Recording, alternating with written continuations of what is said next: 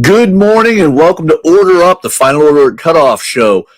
We're here with another great week of amazing comics that are on FOC this Monday, April 20th. A lot of amazing titles, some beautiful covers, and we're going to have an incredible special guest to talk about an entire line of publishing from this week's FOC. So stay tuned because you're going to want to check out every one of these amazing books and make sure they're on order at your local comic shop.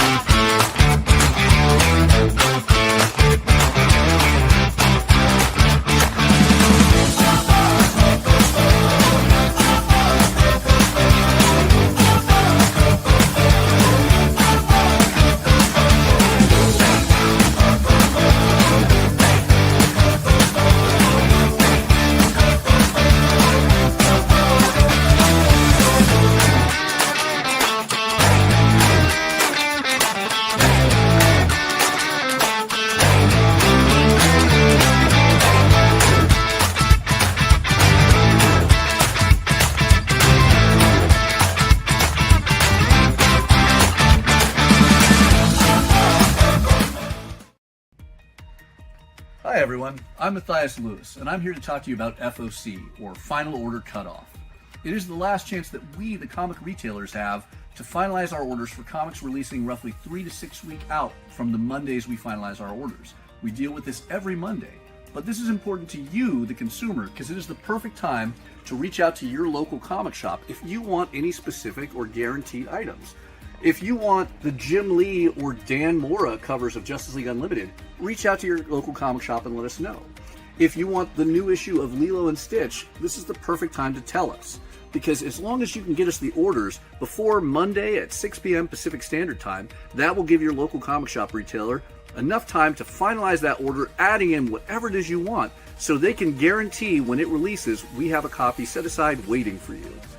So, always reach out to your local comic shop before 6 p.m. on Mondays with the comics you want. The sooner, the better, to guarantee they're waiting for you. All right, and we have a lot of great comics that are on FOC this Monday, April 20th, 2026. So we don't have our traditional producer in the way of Kyle. He is off barbecuing it up with some people at some amazing events. I have my other favorite producer, the incredible Jay, hanging out with us. How you doing, Jay? I'm doing well, man. Always a good time hanging out. This is kind of like my 6 a.m. though. Kind of a little early for me. I'm a night owl, but always excited to hear the books that you're going to talk about. I don't normally check FOC, but I do watch the show because Mathias has some good picks. And I'm not talking about the ones that, go crazy numbers or anything, but he's gotten me to read some books, Dead Teenagers being one of them. I recently got into that one. So good. So good. Yeah, actually, I was having a great conversation with Jay before the show started about all these amazing comics, everything from Saga to Paper Girls.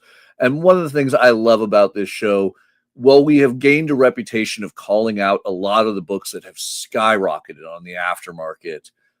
We were discussing Witchblade's recent release with the Svetlana Shubina cover that is now clearing $60+ on the aftermarket just 3 days after release.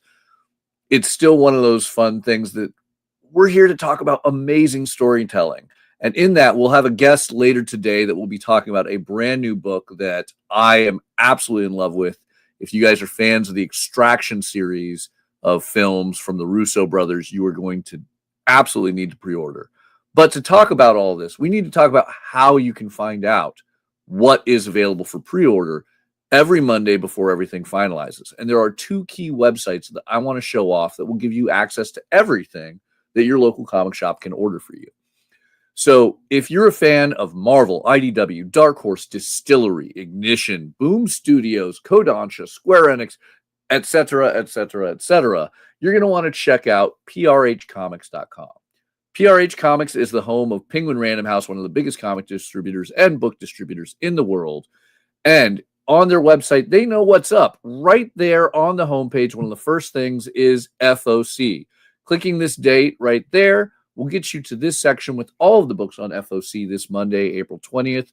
We always recommend sorting by A to Z. It just makes your life easier rather than the chaos of sorting by random.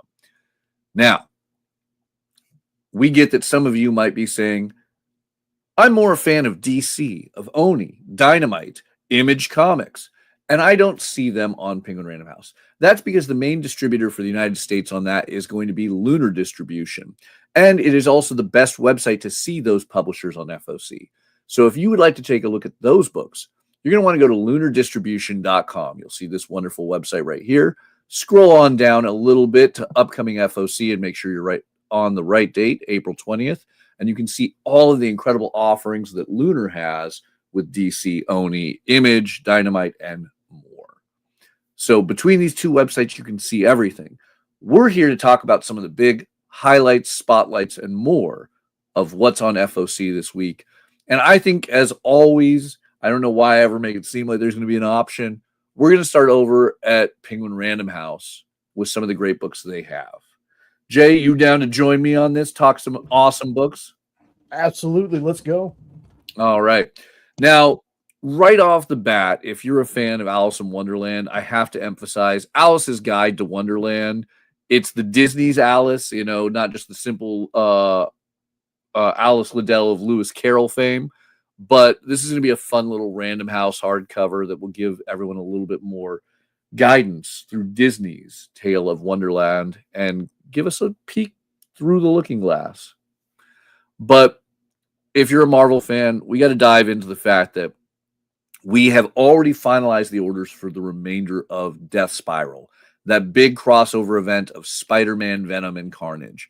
And while we haven't finalized reading it because it's not all out yet, we have to start placing orders for the Aftermath. And the first big Aftermath issue is going to be Amazing Spider-Man 29. Amazing Spider-Man number 29 is going to deal with a brand new story with the same creative team of Joe Kelly and Pete Woods, as one of Spider-Man, Peter Parker's best friends, ends up in an accident that could make him one of Spider-Man's biggest new enemies. I don't know if this is going to be a true first appearance or what we're going to call this. The solicitation is at best minimal. But man, there is no lack of amazing, amazing covers on this Amazing Spider-Man. So definitely take a look at all those great covers. Let your local comic shop know which one you want. I can tell you one of these ends up in the top 10, so you'll find out what my favorite pick is at the end of the show. But I'm excited about this. And then, I don't know, Jay, have you been hearing all the news at Marvel? Like, Disney has let go of tons of employees. Like, have you heard any of that? Yeah, actually, last night on the Geek Chat, they talked about that for a little bit. That's crazy. And I'm looking at this cover and I was like, you were just talking about Alice in Wonderland. And if this doesn't give me like a weird Alice in Wonderland feel just on this cover, like, that's nuts. It's who is that? Is that a Bagley cover? I'm not. Yeah, that's Mark Bagley. Yeah. Okay, cool. Yeah, I'll tell you, that's wild. Even if one of those mushrooms makes you bigger and one makes you smaller, I don't think I'm putting any of those in my mouth. I'm just no, they don't look tasty, man. They don't. Yeah, that's the type of mushroom that's going to give you a bad trip. There's a little Last of Us thing going on there. Yeah, there it is. But yeah, a lot of great covers though on this. Then moving on, in other relevant news in the geek industry, aside from all the unfortunate layoffs at Disney, which I really have to emphasize, like when you hear names that were left from Marvel, that is a new CEO at Disney pulling his new CEO card of, I'm going to change things and shake it all up. And not that some of the people that were laid off are some of the best people in this industry and incredibly talented at what they do. So I hope they land on their feet. But man, they were illogical cuts. Then you get other bad news in the industry of like, we're all fans of Avatar: The Last Airbender. And the fact that the brand new film is leaked, trust me, all I want to do is watch it. And I've had the opportunity from a number of links people have provided. And I don't want to take that away. I want that big experience in the theater because I love Avatar: The Last Airbender and I want this to be a massively supported film so we continue to get more. But in my love and support of Avatar, of course, we're all going to have to order the new chibi Avatar with Sokka's boomerang class. I mean, who doesn't want to learn about how to throw a boomerang from Sokka? Oh my goodness, that's the Avatar movie that got leaked. I thought it was the other Avatar one that got leaked. No, it is. I will say I've seen little hints of it, and it is beautiful. But it is going to be so much more beautiful on the big screen. And until then, we can enjoy chibi versions. Again, who doesn't want to learn how to throw a boomerang from Sokka? Yeah, my wife loves this show. I've never watched it. It's not from lack of interest, just lack of time. But I know my wife loves Avatar. Look, if I wasn't aware how big your, to be read pile was, I would tell you need to stop everything and watch it. But I also need you to produce this show, and comics are awesome. That is a fact. But no, this is exciting. I mean, and this is fun for all ages. Well, this is clearly a cute, younger audience driven item. It says ages 5 to 8. I think they need to add a 0 after this and make it ages 5 to 80 because look, I'm happy to sit down and read this with my kid, but I know I'm going to read it by myself first and think it's the greatest thing ever. Oh yeah, and I say this all the time, like books like Sonic and My Little Pony and stuff like that. A lot of the dark stuff that we read, we need palate cleansers like this. Yeah. Yes. Absolutely. So on that note, for something dark, bad thoughts. And look, I've got a lot of bad thoughts, but nothing like what Andy Parks and Dave Watcher puts together. Andy Parks is the guy who helped bring the Russo brothers' Extraction to life, with the original comic Extraction was based on Ciudad. We continue to get incredible books from Andy Parks on the regular. We're going to talk a little bit more about this later with our special guest after the turn of the hour. So just keep in mind on that. I'm not skipping out on this. We'll be talking about bad thoughts a bit later, which is, I feel, the start of every therapy session I have. Yeah. And unless, you got spoiled by the thumbnail, because I wanted to make sure that every show had a thumbnail this week. So I made sure I made this show a thumbnail. So you can kind of see what we're going to be talking about later on. Absolutely. So now I've stated that DC is a Lunar distribution thing, because if you want single issues, you're getting them from Lunar or Universal. You're not getting them from Penguin Random House. But Penguin Random House, being one of the biggest book distributors in the world, of course, handles DC's trade paperbacks, and you get an early look. Now, this doesn't mean you need to wait to tell your local comic shop. If you see a great DC trade paperback you want, you can let your comic shop know early, even if they're not buying it through Penguin Random House. It will show up on Lunar's catalog soon, and it never hurts to get your orders in early.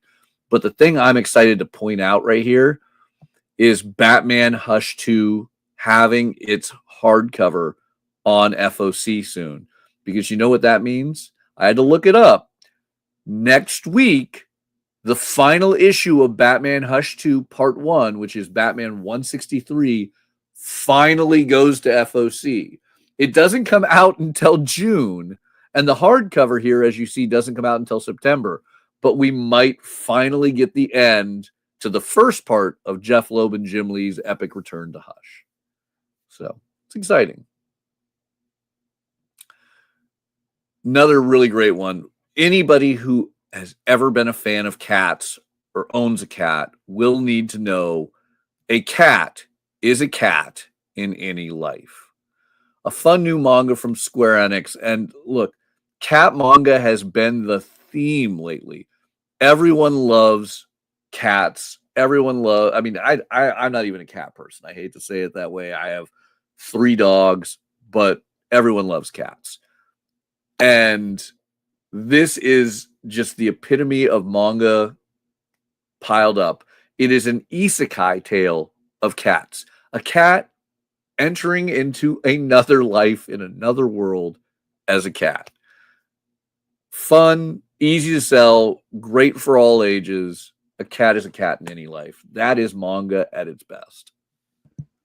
I definitely need to show this to my wife. I pick on her all the time about being a cat. She will come in my office randomly, look me in the eye, and knock stuff off my shelf.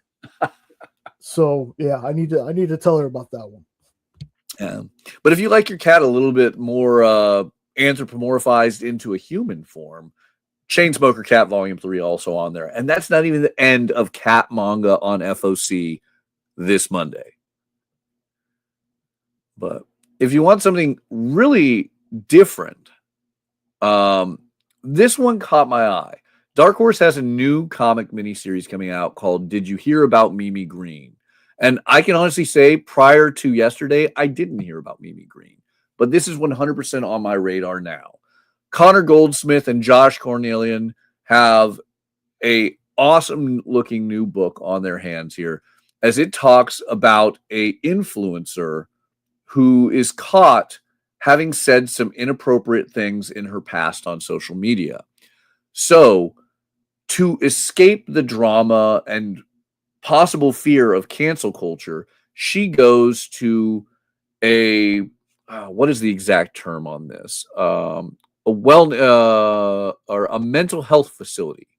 A mental health facility. You know, spotlighting the concept of the wellness industry, she uses this as an escape. And while everything seems great during the day, at night she discovers a part of the wellness facility that's a little bit darker.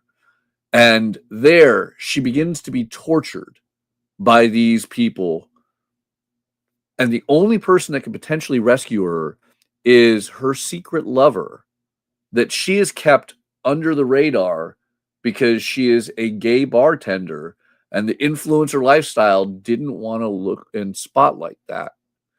So this really has a very interesting series of concepts that we get to talk about. Not only does it talk about influencer culture, it talks about the wellness industry, and it talks about how cancel culture and how we will hide parts of ourselves on social media to present ourselves differently. All of these very topical, very sensitive, concepts that I don't think get enough spotlight in what is modern society. So Connor Goldsmith, who has an incredible podcast, is going to be taking the lead on this. I am very curious because I really think that there's a lot of things in society right now that we just simply accept and don't get enough spotlight. And I think one of the greatest things is comic and literary commentary on this. Everything from Animal Farm to Fahrenheit 451 have in our past brought a massive spotlight on things that aren't talked enough about in society. And this is a comic that I think will hopefully do this in a very good way that will make us think about these things that we just take for granted as being a part of modern society. So, fun new mini-series from Dark Horse. Did you hear about Mimi Green? Might not be the palate cleanser for us all that Can Sokka Teach Me How to Throw a Boomerang will be. But it definitely is the one that I really want to give a shot to. Yeah, definitely adding to the list of things I want to check out. All right. But now I feel we need that palate cleanser. And the best palate cleanser I can think of from one of my favorite Final Fantasy games, Final Fantasy IX gets a picture book of Vivi and Grandpa's Memories for the Sky. Look, everyone loves Vivi, the cute little wizard, I want to say. No, mage. I can't remember the actual class in Final Fantasy that he is. I think he's a mage. But Vivi, he's the most expensive card in the Final Fantasy set of Magic the Gathering right now. He is one of the most beloved and cute characters of Final Fantasy IX's franchise. And now he gets an all-ages art book that just looks like it is going to be the cutest, sweetest thing imaginable. So after you find out about Mimi, you can cleanse the palate with some cute Final Fantasy art. Absolutely amazing. We have other ones that have come out in the past. There's the Chocobo and the Airship, which should still be available at your local comic shop or can be ordered through Penguin Random House. But I'm all for more of these. Final Fantasy has cute things. We just, we need more cuteness now and then to deal with some of the more intense parts of modern society.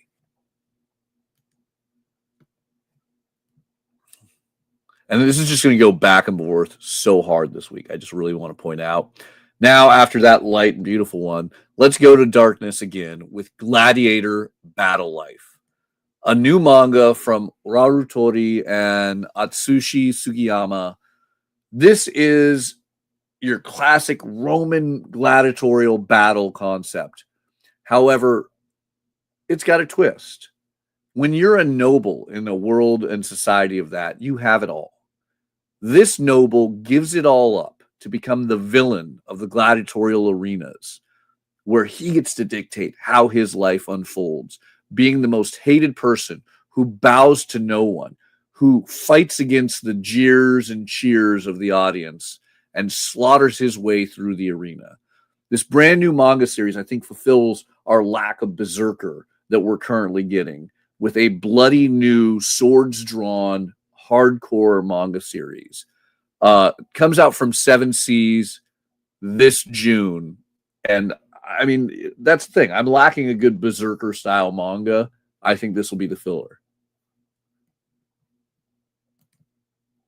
I feel like I'm going to be adding a lot of stuff to my make sure I keep an eye on it list today. It's I feel like that is the thing that everyone hates me for, is purely the God, he can't keep throwing me all these amazing tales of sequential art. And I wish that I could be responsible for more than just informing people how awesome these things are. It's a lot of love peppered with a little hate, just a little bit.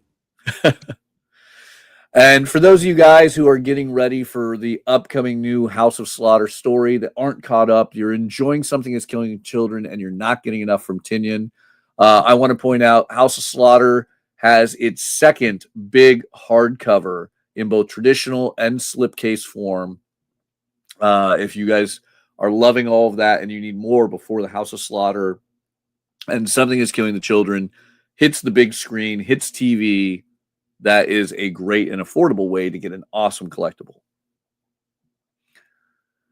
So, next big thing I want to talk about is Iron Man. Look, we don't see enough billionaire interaction in Marvel. I mean, Lex Luthor interacts with Bruce Wayne throughout DC Comics. But did you know that Tony Stark has had a long history with Norman Osborn? And I mean, I can certainly say we all know Norman Osborn stole Tony's Iron Man armor and repainted it as the Iron Patriot back during the Dark Avengers. But now, as a new Iron Patriot arises, Tony's got his eye that it clearly has to be Norman stealing the outfit again. I mean, look, Norman stole the Spider-Man outfit in our recent ASM run. But the one thing that's going to save Norman is Spider-Man. I'm intrigued. Joshua Williamson giving this tale has my excitement. But the thing that I really want to show off is it's the start of the new Marvel soccer variants. It is a year for the World Cup. I cannot wait for the World Cup to happen. I love it every couple of years when we get a big World Cup. But Marvel World Cup variants, that has my attention. And look, there's not a lot of great, characters that I think could rock the shorts, high socks, knee pad or shin guards, and otherwise epic scenes of a soccer stadium in the Marvel universe. But Tony Stark, he looks good in a soccer uniform. What can I say? So I'm buying it. I think these variants are going to do very well, for one. For two, I got to say this, and I've been telling people this for just a little bit now. DC and Marvel are really, really grabbing me recently with the single character, not the team up books that they do, but the single character ones that they're focused on. I've been reading Iron Man, been loving it. The Punisher book, loving it. Chip Zdarsky has made me a bigger Captain America fan than I've been in a long time. And then, of course, you got the stuff coming out from DC. You got Deathstroke, you got Lobo, you got all of them over there.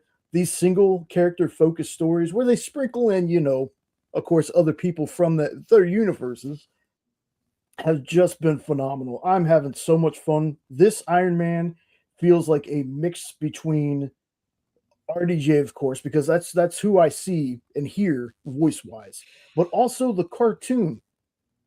The cartoons back in the day is how I know a lot of Marvel characters. Is the two different intro cartoons that Iron Man had. And Marvel Action Hour. Yes, and this book has been a very good mix of those two characters for me. It's been exciting. It's been a fun book. Madam Mask in that book is just incredibly evil. I can't wait to see where this one goes. Well, it's that constant reminder that Josh and I are around the same age, that I feel in Josh's two big main books, well, realistically, in all three of his books, in Superman, in G.I. Joe, and in Iron Man, it reminds me of everything I loved about those cartoons in the 80s and 90s. You know, the Superman feels like that Paul Dini, Bruce Timm Superman. You know, Iron Man reminds me of the Marvel Action Hour. And of course, G.I. Joe kind of reminds me of some cartoon, maybe with the same name. I don't know. But no, I mean, it's Josh is a fan of these things, and he brings everything as a fan that you love back to these pages. And that is what is really great is I feel these are books that you can hand to everyone, and they will enter in and enjoy this. The way that masters like Paul Dini and Bruce Timm made us all love Batman and Superman in the 90s with their great cartoons. Yeah, the Batman the animated series, and Kevin Conroy. I grew up watching the reruns of like the Monkeys and Adam West Batman as a kid. So Adam West was my first Batman, but Kevin Conroy in the animated series is kind of like that's who I hear. That is my Batman. So yeah, 100% agree with you. Yeah. So exciting new fun from Josh and some great covers on there. But in that same level of nostalgia, not going back 30 years, but going back 20 years, we are getting a reprint of one of the most amazing comics of the early 2000s, Kurt Busiek and George Perez's JLA Avengers. Now, I think me and Jay were both easily around buying comics when these came out. I'm assuming, Jay, you bought these when they originally were hitting stands, yeah? I've lost more comic books than I'd like to admit, but yeah, I remember this one. I Yeah. remember this one. The crossovers have just I love that they're coming back. I love that we're getting so many. A couple that kind of flew out of under my radar because they were digital only was the Supergirl Blade one that came out, and the Aquaman Jeff the Shark. They were digital only, so not a whole lot of talk about them, but I'm loving that we're getting back to the crossovers. Yeah, this is amazing. So JLA Avengers, again, Kurt Busiek, George Perez, it was an all-star, powerful team. It was an amazing miniseries. But nowadays, if you wanted to get people into it, this just doesn't exist. The original issues to get you the miniseries would cost you triple figures.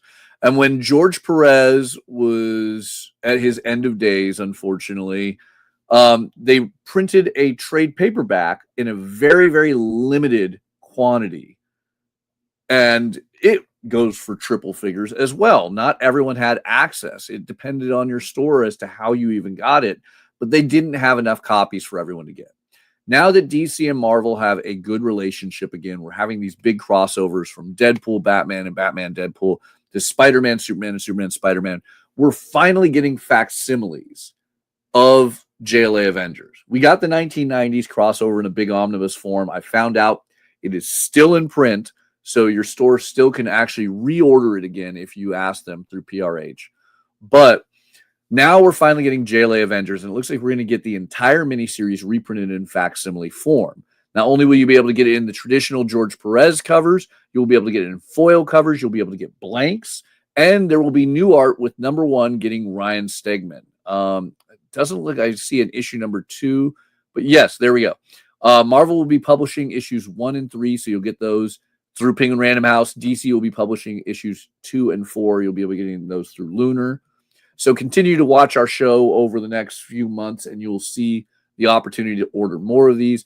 But yes, we'll finally be able to get all of JLA Avengers again in comic shops at an affordable price and into the hands of those who either haven't read it or want new copies of it. I'm going to be buying the new covers, obviously. I might even buy the foil covers just because I have a completist problem. But it's great. Yeah, I'm with you on that. When we were talking earlier, I said I picked up that Invincible Returns facsimile, and if it wasn't for facsimiles and reprints, I wouldn't have New Mutants 98 or a couple copies of Action Comics #1. That's the only way I'm going to have those things is with reprints and facsimiles. All right, you ready for me to say my influencer thing that will kill me later on in my life? Do it. All right, so I'm with you. The only reason I have a New Mutants 98 is because of the facsimile edition. But there's a reason for that. I remember decades ago being in a comic shop, and there was at least 20 copies of New Mutants 98 sitting in a dollar bin. And I remember saying, are you ready for this? That's where they belong, because Deadpool is the dumbest character ever. Such a bad ripoff of Deathstroke. Mind you, this was decades ago. Keep in mind, this was the 90s. But I remember specifically saying that and meaning it at the time. And now I'm a huge Deadpool fan. I understand Deadpool now is, I mean, at the time, I'm still going to say was a bad ripoff of Deathstroke. But Deadpool has become his own character, and I love Deadpool now very differently than I do Deathstroke. But, Wade Wilson, Slade Wilson, let's not, lie about that. But I could have bought 20 copies for $20 of the first appearance for Deadpool. And now I just look back and go like, oh, well, instead I spent $8 on a facsimile. You know what they say about hindsight, my man. It's always 2020. And I'm the same way. I've been a fan of Deadpool since he came out.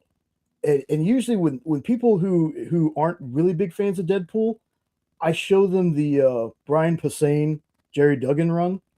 And that's usually the one that kind of pulls people into him.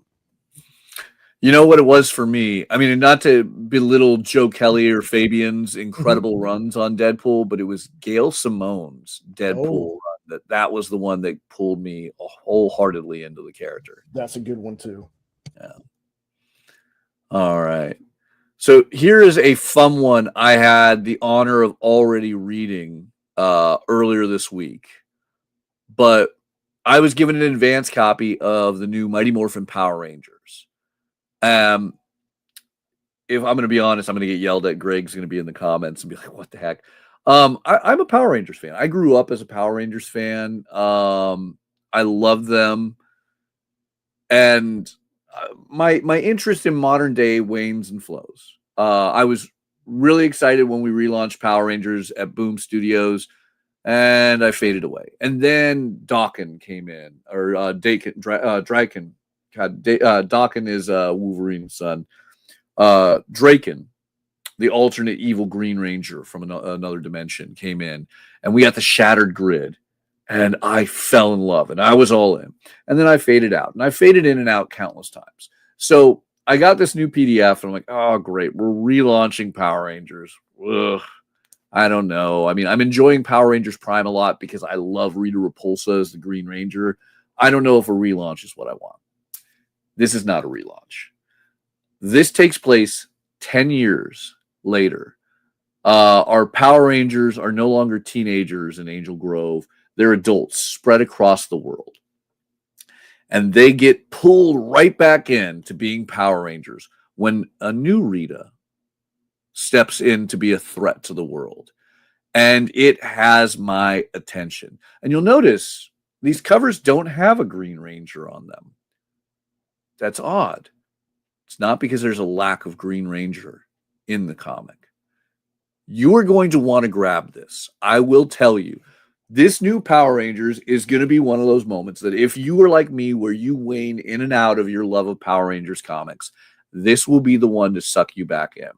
This is going to be big, badass battles. This is the stuff we love of the giant mechs and kaijus. This is going to be an interesting twist. How have these characters aged and evolved? And what could possibly drag these guys? Because we know, if you're a Power Rangers fan, there have been so many generations of Power Rangers, so many people other than the original heroes to wield the Morphin coin, watch, or other devices. What could pull us all back in? This will be the book. Marguerite Bennett has been doing a phenomenal job with bringing us all back into Witchblade. She is doing that with Mighty Morphin Power Rangers. So I don't know why I haven't had this on screen larger the entire time. Mighty Morphin Power Rangers, the new #1 for 2026. Give this a shot. You will get sucked in. This is going to be awesome. And a lot of great covers. The part that kills me, and Greg, if you're listening to this, is all of the covers I really want are these amazing ratio variants. I love seeing the characters not fully in their, Sentai uniforms. So like, oh, why is the most beautiful covers the 1 in 25 and the 1 in 100 on this? But hey, I will always love the Goni Montez-esque, helmet covers. So always good. And that's an open order cover right there. So those helmet covers are kind of iconic. Just yeah. them holding the helmets like that. I've seen them everywhere. And between you and my buddy Fable, I need to give Power Rangers another shot. I think I just wasn't reading the right ones. Like I was a Power Rangers fan, when I was a kid, because I was a kid when it came out. The only one that I own though is one written by Frank Gogol, which was Power Rangers Unlimited. That was maybe the Death Ranger, something like that. Yes. But I'm told that try the older Boom ones first, and then from there kind of gauge which ones you like. But all these covers look amazing. They are. Yeah, I mean, I highly recommend diving back into like the Kyle Higgins stuff. There's great one shots. Like if you liked Frank's, you'd love Cena Grace's. There's some amazing stuff in there. But yeah, I think that you don't have to read anything. If you know who the Power Rangers are, you ever watched it anywhere in its several decades of time, you can dive in with this new number one and you're going to dig it. And I mean, if you like big kaiju battle, if you're liking Godzilla, the Kaisei stuff, if you want big battles, this will be the way to go. So, but yeah, I am hyped on this. And really quick to go into a comment, going back to when we were talking Deadpool, Unknown 869 had asked, is Brian Posehn an actor? He's not only an actor, he's a talented comedian and a brilliant comic writer and big comic fan. So not only does he write Deadpool, he writes a lot of original things that you can find from Image Comics and Marvel Comics. So if you've ever liked Brian Posehn's hilarious comedy or, wonderful roles in acting, including in things like The Mandalorian and the MCU, you need to go check out Brian Posehn's brilliant comics. So, all right. Power Rangers. Things I didn't think I'd be talking about today when we were prepping everything for the show. Power Rangers and Avatar The Last Airbender and all that stuff. But we're in a great time for comics. There is so many amazing books, whether independently created, fun, lighthearted, to, serious, powerful commentary that, goes political and societal and so much more. Yeah. We're in a great time. Unknown, The Devil's Rejects. Yep. Yeah. Dude, the 80s and 90s are making a huge comeback. And a lot of this stuff, it's not nostalgia bait. Like there's a little nostalgia to it, but the stories being told. Thundercats, Space Ghost. Like I missed out on Space Ghost as a kid. There's a lot of Hanna-Barbera cartoons that I watched as a kid. Space Ghost wasn't one of them. I never really watched Coast to Coast, but a lot of these books, the G.I. Joe books, I need to start. But a lot of the 80s and 90s books, I'm hearing for people, yeah, there's the nostalgia of knowing the name, but the stories inside are so original and so good. I really need to hop on some of these other ones. But yeah, they've been amazing. Well, I mean, we've been dealing with nostalgic comics for decades. I mean, I can't tell you how many. I mean, even in the 80s, we were dealing with nostalgia of like 60s and 70s cartoons. I remember, the Space Ghost comic of the 80s, drawing back to the old cartoon. And so much of that was pandering and just, getting a paycheck. 90s and early 2000s nostalgia ones were surviving on nostalgia. But now the nostalgia comics aren't surviving on nostalgia. They're surviving on the fact that the nostalgia has placed these creators who love these cartoons growing up in a position of continuing them at the quality they were when we loved them, and then exceeding that. That, like G.I. Joe, Transformers, and Thundercats are not simply like, hey, do you remember the 80s? It's more of, hey, we were there as fans in the 80s, and let's bring this to a new level. 100%. And real fast, since I see it at the top there, I'm, I guess, an issue behind on Predator Bloodshed, but I've enjoyed the 2 issues that I've read. There's something about Predator. Marvel's doing it right, man. Like, you wouldn't think, going back to Predator versus Spider-Man, these are not, I know people like to say this kind of derogatory, like they're not Disneyfied. Okay.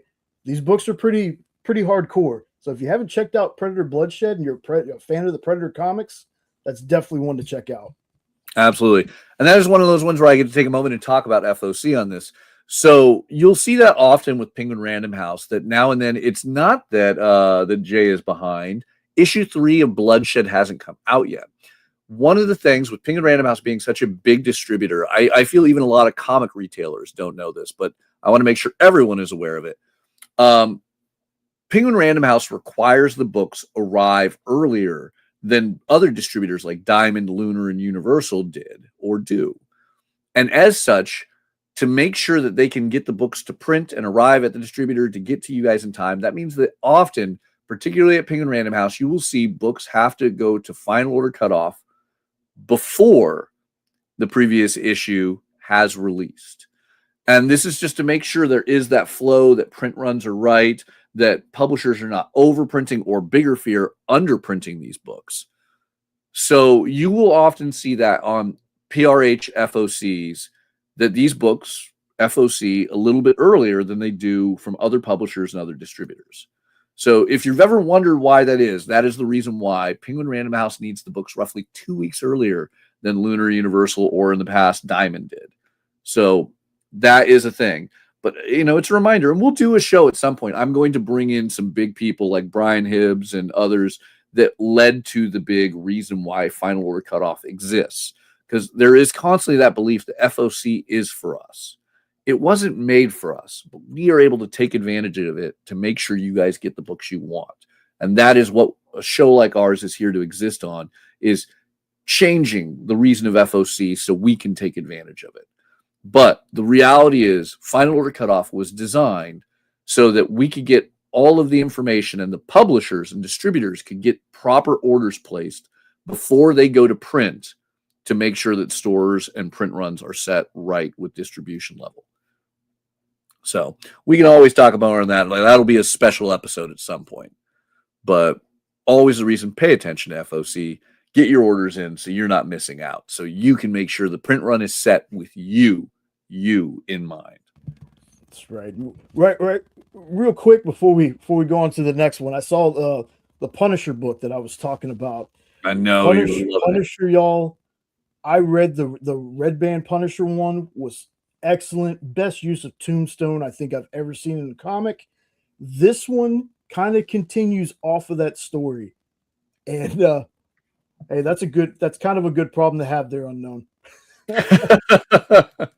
But if you're a Punisher fan, this is another one where it doesn't say Red Band on the book, but it's definitely in that ballpark. The Punisher, this one carries on right from the previous one, and it has just been so good, so good. We're getting that Punisher Marvel special presentation pretty soon. The One Last Kill. Ooh, yeah. Oh, I'm just, again, Marvel and DC have both been doing a terrific job, in my opinion, with their single character titles. So, well, and I really want to say 2026 is the year of Punisher. I mean, Punisher and Daredevil, Punisher and Spider-Man, Punisher getting his own, TV special. So he's all over media, but then he's in all of the comics. He's had multiple miniseries. He's had a Red Band and all that. And as you said, this isn't a Red Band, but let's be honest, there's no all ages Punisher. Punisher crossed over with Archie and made Archie a mature book for an issue. Yeah. So. But yeah, no, Punisher has been great. But the one I am excited beyond belief about, look, we all love Null, the god of symbiotes. But what happens when you take a Norse piece of divinity and give that the symbiote power? Hela is the Queen in Black in the big new Marvel cosmic level summer event. And they are not skimping on covers here. Queen in Black is going to be huge. As Hela takes the title from Null, I could not be more excited about this. Al Ewing setting it up. Iban Coelho doing amazing off of all those brilliant crossover covers on Death Spiral. You're going to get so much with this. including the infamous poly bags. Where are the poly bags? There's so many great covers on this. The True Believer blind bags. And Marvel has learned something from their blind bags. After doing blind bags with Ultimate Endgame and Daredevil that have sold out and been high demanded items, these ones are going to be big. So I can't show you this, but I'm going to read you the details on these blind bags. Because these blind bags are not going to have the traditional open order covers that have been kind of the one disappointment a lot of people had in the other blind bags. You know, it's cool to get a blind bag and have the chance of getting an original piece of art or a high ratio variant, but it's a little disappointing when you get the A or the B cover. So here's what you can get in the True Believer blind bags for Queen in Black. The common items will be unique covers like David Nakayama, Art Germ, connecting Dave Marquez covers, or even Marvel Rivals variants. It's a good chance you'll get one of those. There are uncommon covers that are still beyond belief beautiful, like Guruhiru giving us a Jeff the Land Shark cover with Hela, or Ryan Stegman's design variant, or even a black blank cover. Then you start getting to the rarer options. This is like getting a trading card pack. There are going to be the chance to get Patrick Gleason's Noel Webhead variant as a foil option, or the alternate Ryan Stegman homage cover. Cool. Now we've got our rare options. But let's talk about our mythic levels, our ultra rares. These are going to be super rare, just as they have been in the blind bags before. You can get virgin variants of the Ji Hyung Lee, Peach Momoko, or Art Germ variants. Now, those are your triple figure, really high-end books. But they haven't lost sight of what we all wanted in the blind bags before. There are still going to be original sketch covers hidden in these blind bags. This is going to be amazing. And my favorite part is I'm still going to have to tell people, including myself, hey, if you see an open order cover you want, now you can get it without having to worry about getting a double. You might get doubles in the blind bags, but they're not going to be your open order covers. So if you see all of these amazing covers right down here and you want one, tell your local comic shop, I want that Peach Momoko cover. I want that Ryan Stegman cover. I want the traditional Iban Coelho. Or sorry, that's actually I want to say, was that Bradshaw or Ryan Stegman, the Ryan Stegman.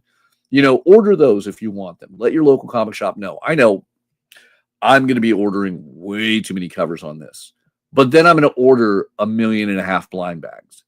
And if you really want a good tactic on the blind bags, there is an option you're going to want to talk to your local comic shop about buying 20 packs in a special box. The MSRP of a 20 pack of the blind bags is $150, which saves you $10. But there's a limited edition foil variant in those box sets that you can only get in the box set if you're going to commit to 20 or more blind bags. So talk to your local comic shop, see what they're available, see what ratios they're getting, how they're going to do the blind bags, how they're going to do the box sets. Always, we want you guys to have an open communication with your local comic shop when you're placing these orders. We're just advising you what to order from your local comic shop. But a ton of covers, a ton of fun, and man, I'm going to go big on these blind bags. I know I'm going to buy way too many blind bags, and I have zero fear of regret on this again. You know what the worst thing about this and the Daredevil blind bags are? What is the worst thing? The blind bags themselves are so dope. Why are they not covers? Yes, I am not going to lie. I literally kept a sealed Ultimate Endgame and a sealed Daredevil, and it is this Schrodinger's comic of could be an original sketch in there, but I liked it in the blind bag. Yep, and unfortunately, I'm gonna open mine. My buddy got he and myself a Daredevil blind bag, but when I was going to get pictures for it one day, I was like, "Oh, that's an awesome cover," and I was like, "No, that's the blind bag." It's like, no, why are we, y'all? Please make some of your blind bags covers for your books, because this one right here alone is so dope. I love just the simplicity of it. That is such a dope looking cover. So I'm not going to lie, I did something ridiculous, and I'll give you this idea if somebody wants to be as ridiculous as I. With the Daredevil blind bags, I just took a pair of scissors, trimmed the absolute minimal I could on one of the bags, pulled the comic out because they have the cool covers that wrap around there to make sure you can't in any way see through and spoil what's in the blind bag, or no one can kind of like peek and look like, you could the old wax packs on Magic the Gathering. But yeah, well, we all know what they did. So I did that, and I took a bag and board and I slid the empty bag in the front, and in the back I slid the binder, the covering binder on one, and that's in my long box. And I definitely got some looks from some of my customers and staff like, did you really do that? And I'm like, I'm a bad collector. What can I say? I collect I'm at the point where I'm waiting for my wife to just come in and say, hun, you have a problem. It's a hoarding issue. Yeah, the unfortunate problem that I have with that is my wife is just as big a collector as I am. So we gotta kind of talk each other off the edge sometimes with, hey, do we really have space for this? Oh yeah, we can make space for it. I feel you. I feel you on that. My wife might argue with me on that, but I think that she's just as bad of a collector as I am, which is probably why I love her. But a lot of great continuing series. I always need to say it every week. Things like Rocketeer, Rogue, Psy, a lot of fun things. Some great collections coming out with Sonic. Everyone's loving Sonic right now. But in the next big one I got to talk about, we're coming up on Pride Month. I love Pride Month every year because I love to see all of the various publishers and companies give a spotlight that is not often enough there. It's why it still needs to be a spotlight. And we can say countless times that there are corporations and companies that are doing it just to try and take advantage of it. There's no lie there. Unfortunately, people will always do what they can to make profit. But year after year, IDW has done a Star Trek Pride-themed book in the way of celebrations. And year after year, it has been probably one of my favorite Pride books. Look, I love the DC one. I love the Marvel one. They're great. But the Star Trek one has really just shown so much love that I didn't expect. And, well, we all know that George Takei is a huge part of the LGBTQ community. I really hate to admit, I never realized Sulu as a character was gay. I didn't know it. Maybe I'm just not a good enough Star Trek fan. So I love getting those stories. Star Trek Celebration 2026 is going to bring a wonderful range of LGBTQ and ally creators to LGBTQ and ally characters in the Star Trek verse. I'm excited because Mariner from Lower Decks is going to get another wonderful story with her girlfriend that involves a bar fight. Not something you often get in a Pride story, but this is going to be fun. There's some great covers. If you're a Star Trek fan, this is going to be awesome. If you're a fan of LGBTQ stories, characters, and creators, this is going to be awesome. I'm going to be buying every cover of this book. It's awesome. So had to take the moment. Yeah, and I mean this in the best way possible, even if it doesn't sound like this. I hope one day that this is just normal. That it's not, oh, we're just doing it because it's Pride. These are just normal covers. Yeah. We don't have to take a month where we're like, well, I guess we got to put covers like this up. No, these should just be normal covers. And I can't wait for that day when it's just, look at this awesome cover with Sulu. Look at this awesome cover with, the cast out on the front there. Like that's the kind of day I'm hoping for, Celebrate it absolutely 100%, but one day this should be just the norm. I 110% agree. I'm gonna get in trouble. I'm gonna call someone out on this right now. Like Hasbro, I feel is the biggest one that does that, where Hasbro wants to come out hard for Pride Month, and they've done some great things with that. Magic the Gathering, donations to the Trevor Project. They've done so much amazing stuff during Pride Month, and they closet themselves like nobody's business throughout the rest of the year. Whenever I've reached out to work with them on LGBTQ related projects, if it's outside of Pride Month, they just don't want to touch it. And it is so unfortunate. So I would kill for the day where not just in the LGBTQ community, but equality and respect exists across the board everywhere, every day of the year, 365 days a year, plus that leap year day. It's not a matter of spotlighting. It's a matter of equality across the board. And that is my dream. So, and I am certain I am far from the only one with that. 100%, man. Human is human, dude. Yep. I love it. So hopefully we'll get there. And until then, until we get to that delightful future of a federation, we have Starfleet Academy, also issue number 2 on FOC. And I dream of that 23rd or 24th century, God forbid, 32nd century, in the case of Starfleet Academy world, that maybe Gene Roddenberry can have his dream come to life. Meanwhile, in a galaxy far, far away, I always have to point out the High Republic series because it is one of my favorite comics. I'm actually not wearing a Star Wars shirt today. I'm kind of shocked. But, we'll be talking about some Ghost Machine product later. But High Republic Adventures, George Mann continues to kick butt with Tales set during that era of Phase 2. And there is a familiar-looking shield right there. Cannot wait for that to come to the spotlight. Last big ones we really got to talk about, though, are going to be a bit more Marvel-focused right now. Post Death Spiral, we talked ASM. Let's talk about Venom. And we get a really, truly post Death Spiral aftermath with Venom 258 as Peter Parker and MJ finally get to have a calm moment to address Mary Jane as Venom and Peter being back on Earth. This is going to be a really fun one from Al Ewing, very opposite of what he's bringing us in Queen in Black. As Peter and Mary get to have a great conversation, and then Spider-Man and Venom, in a oddly different tale, get to have a battle it out moment post Death Spiral.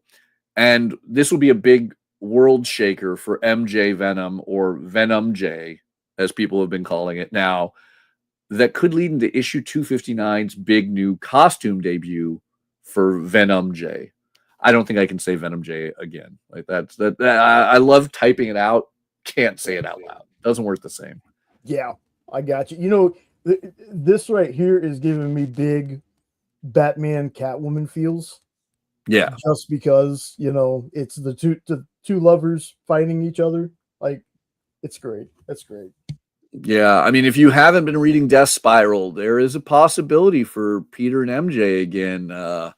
I might be saying too much already, but it's, the previous issue of Venom, I think it was issue 256, actually. Big change in the status quo. And Venom seems to be the one where, like, the status quo is changing. It's not Amazing Spider-Man right now. It's a lot of what's happening in Venom. Issue 259, again, not this one, but the next one is going to be the big new costume debut. But I think 258 is going to have an iconic moment in there, too. So if you're not reading Venom and you're a fan of the Spider-Verse, this is the book where the big shakers are happening. All right. Yeah, that real fast on that same line, that Exo Man of War cover is beautiful. Yeah, Steve Orlando, not who I was expecting to be the big shaker of the Valiant universe and Valiant Beyond, but yeah, he's doing it. I get it. Huge Valiant fan. I'm hoping they find their footing eventually. Yeah.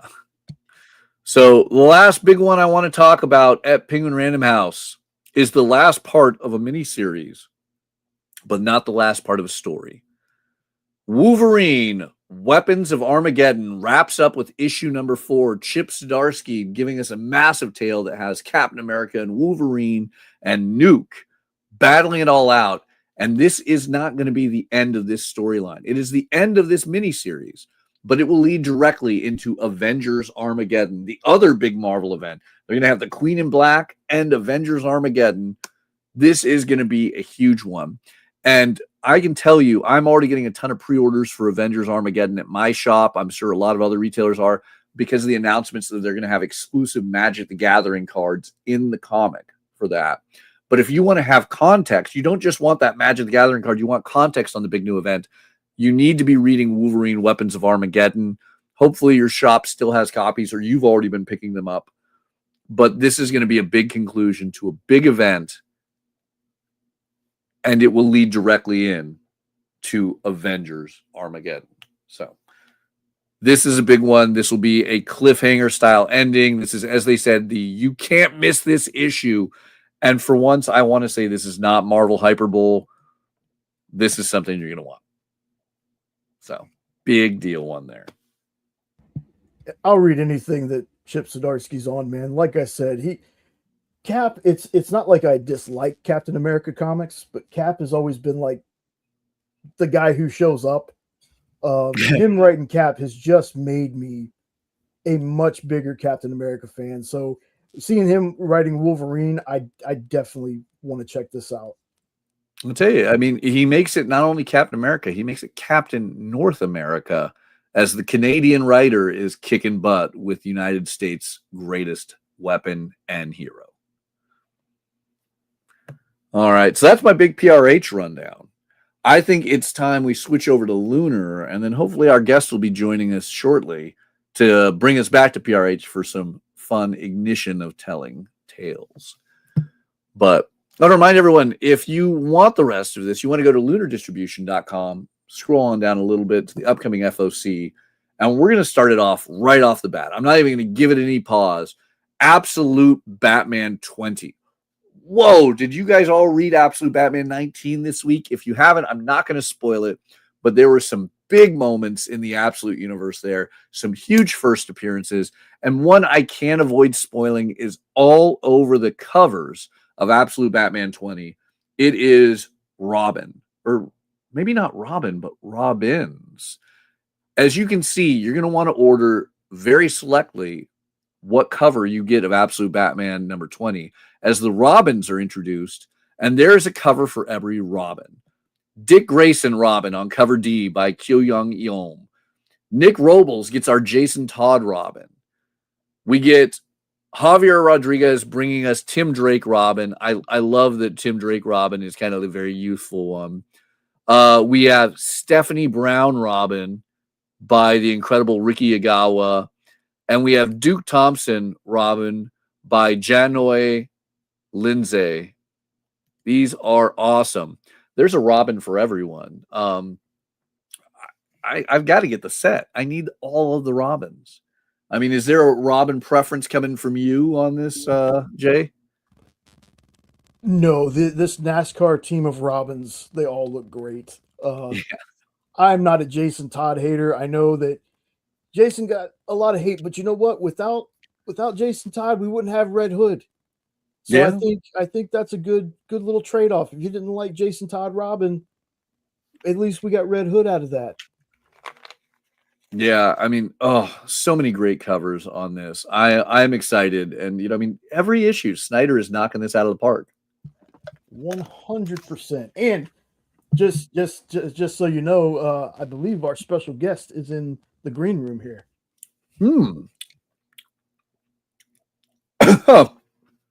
Just took a pill, of course.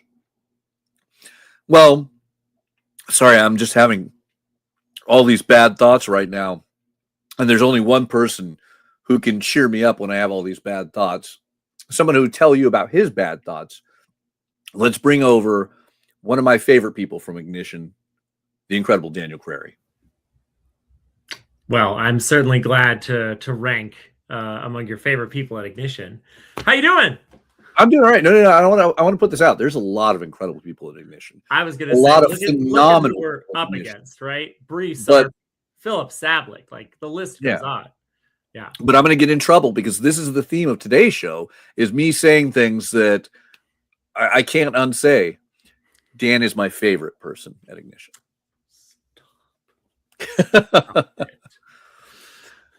So, Dan, I see you have some bad thoughts there. I do indeed. This is the Ash Can for Bad Thoughts number 1. Our new one from Mr. Andy Parks. There it is. And Dave Wachter. He did a great job on that cover. Andy obviously has done tremendous work with all of his success on Extraction. And that is back in stores now with the reprint and recoloring of the original graphic novel. And now with the new ongoing series as well. With Bad Thoughts, you're getting that sort of same Andy Parks, like this man knows action. This guy knows, guy with gun does cool guy with gun stuff, but really with a Stephen King twist. We really have a tremendous character here in Jack Coates, who is working with private military contractors. He's got a military background. And the thing that's special about about Jack is he can hear people's thoughts and sense their intentions, as well as, you know, bad things that have happened in a specific area. He's an empath. He's got these latent psychic abilities. So it really feels like, you know, if Stephen King did Jack Reacher, it feels more akin to like a fire starter, or oh, the name just went completely out of my head, but they did the adaptation with Christopher Walken back in the day.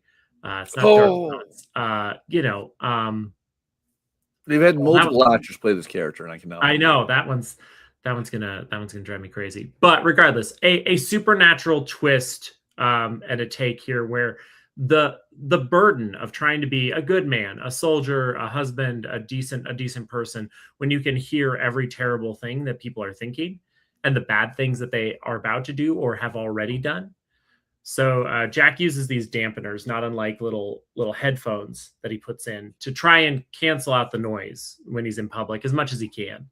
And that helps him live a more normal and well-adjusted life. But we open with some folks having taken over a building, and Jack gets called in to help with this hostage situation and whatnot. And by the time this story really gets going, Jack starts to realize that maybe the people that he's working for have some bad thoughts of their own. Yeah.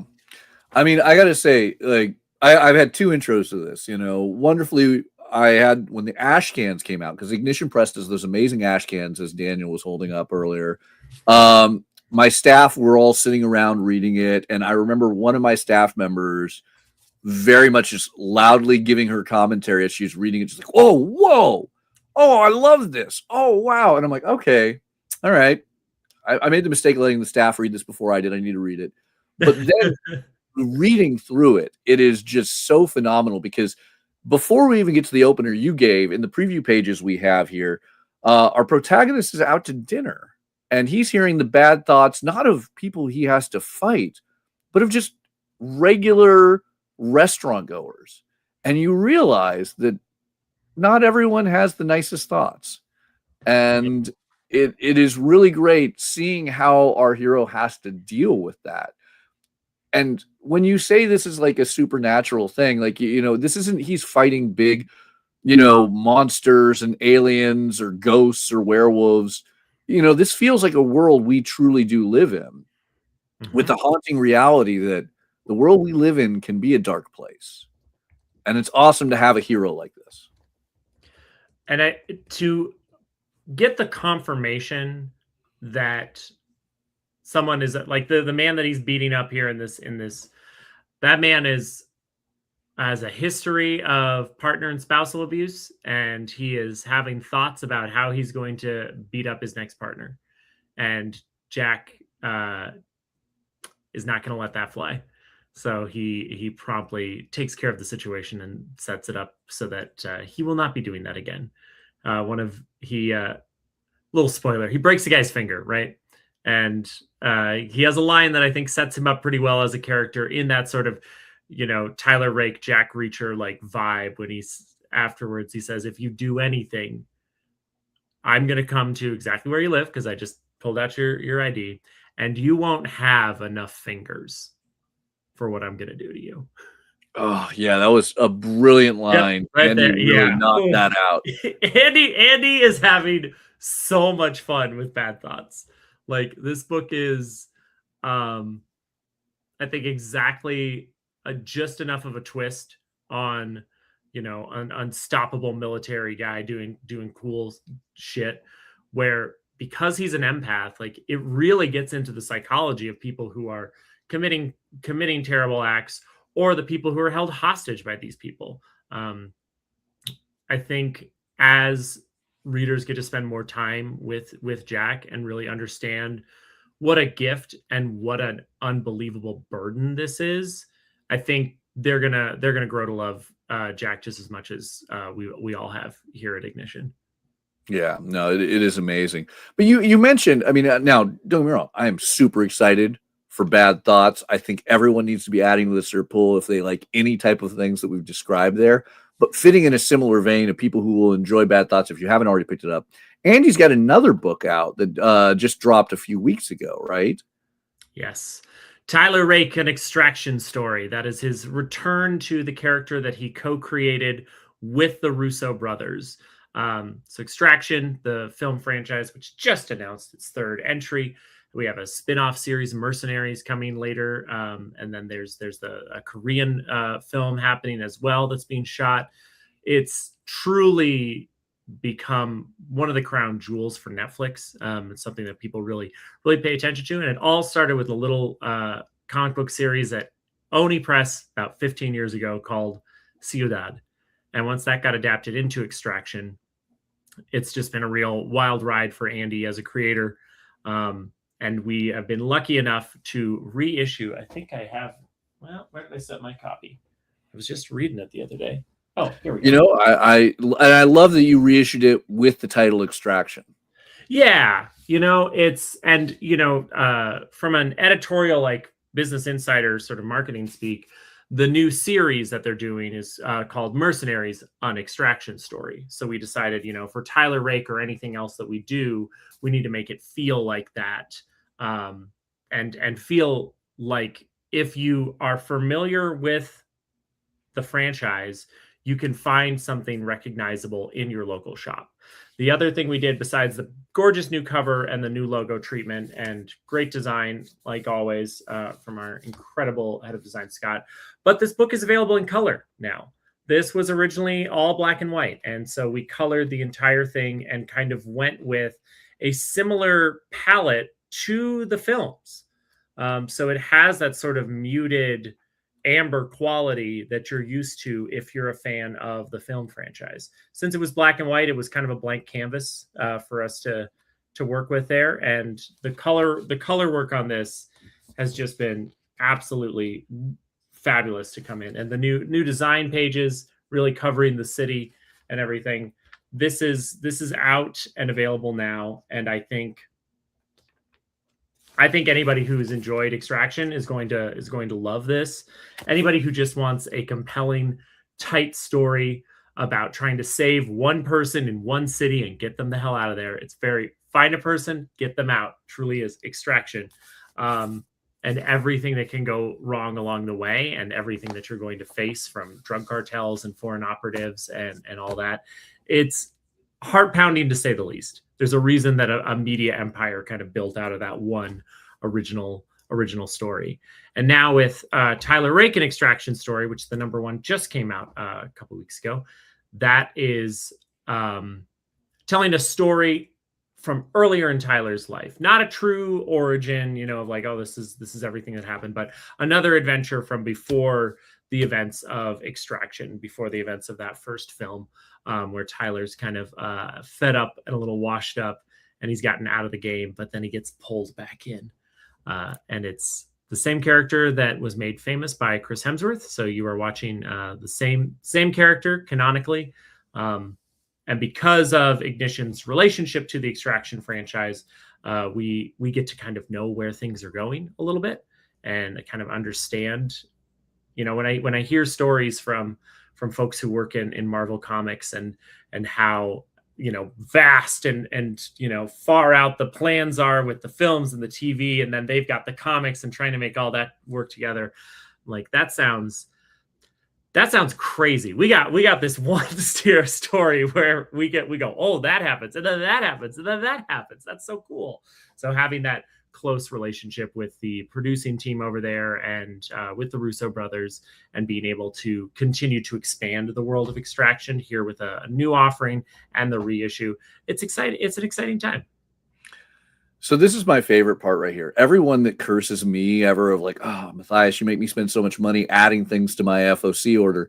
I own a bookstore. I own a comic shop. We order everything. I, of course, ordered the Extraction trade. And I didn't personally pick up the Extraction trade because I own Ciudad, you know, from Oni. And now, thanks to Dan, I got to go into work today and pick a copy off the wall because I didn't realize, oh, yeah, it was in black and white. And now I got to read it in color. Yeah, sorry about that. Sorry about that. It is a new offering, and I do think that the colors turned out like Well, really the new great on cover this. by was the Dan Panosian on that cover for the trade? Yes. Yeah, like The new cover's Dan Panosian, and Rhonda Pattison did the colors on this, and they just turned out so good. But yeah, that's the Dan Panosian new cover that it's just stellar. And the design work of bringing in the map in the background. Yeah. It's fun. I like, a reissue's a reissue, it's a new printing, new publisher, but new cover, fully colored. It does change the offering. Having read the original as well, it does make it feel more like, oh yeah, this is why there's a movie. This here feels like feels really cinematic. Well, and I really feel like as great of a graphic novel as it originally was, the original cover from Oni undersold it, because I believe it's in the extraction title page there. You have the original art for the cover of Sudad. It's kind of hidden very masterfully in there. But yeah, that just it wasn't enough to sell people off the shelf always. This new Dan Panosian cover, you want this. It picks it up. Yeah, it's we reincorporated that design into the back cover as well, because it became iconic because of the nature of the property and what it went in, but it doesn't give you I think a clear grasp of what the story is, which it's nice to re-examine these things. And like when that cover image came in for Tyler Rake #1, I was like, yep.